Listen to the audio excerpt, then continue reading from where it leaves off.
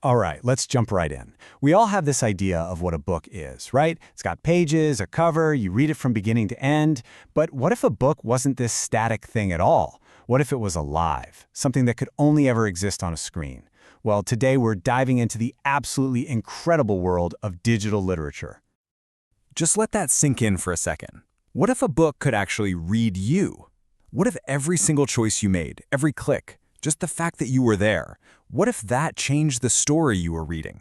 That's not some far-off sci-fi concept. Nope, that's the core idea we're going to unpack right now.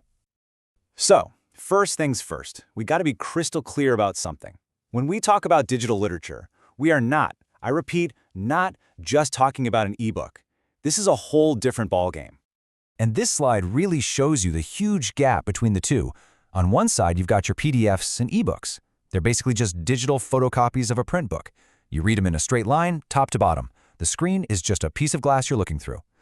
But digital literature, oh, that's something else entirely. It is born from code. You don't read it in a line, you explore it like a web. And here, this is the key. The screen isn't just glass, it's the canvas.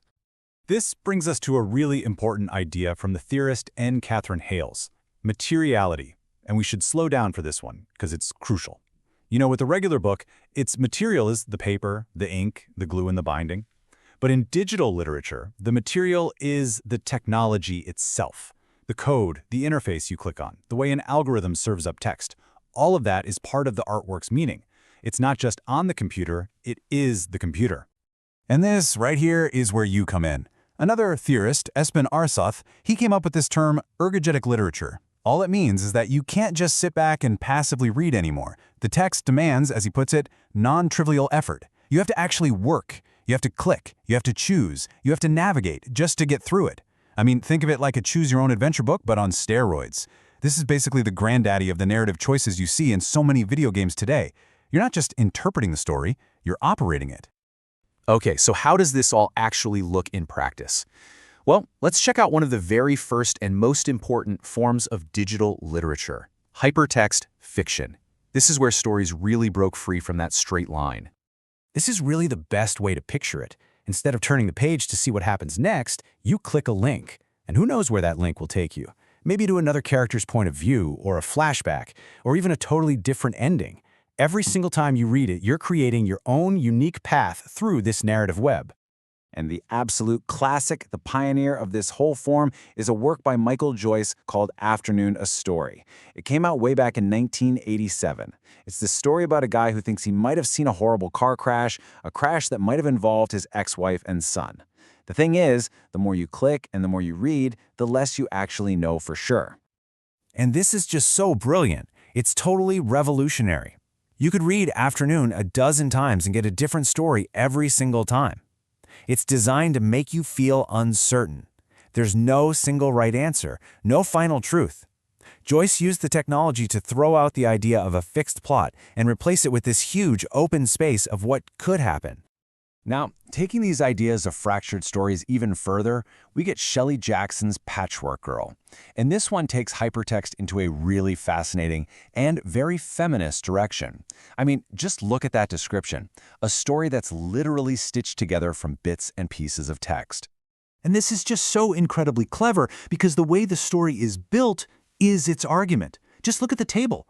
On the left, you see how the hypertext works. It's made of fragments, just like the monster's body.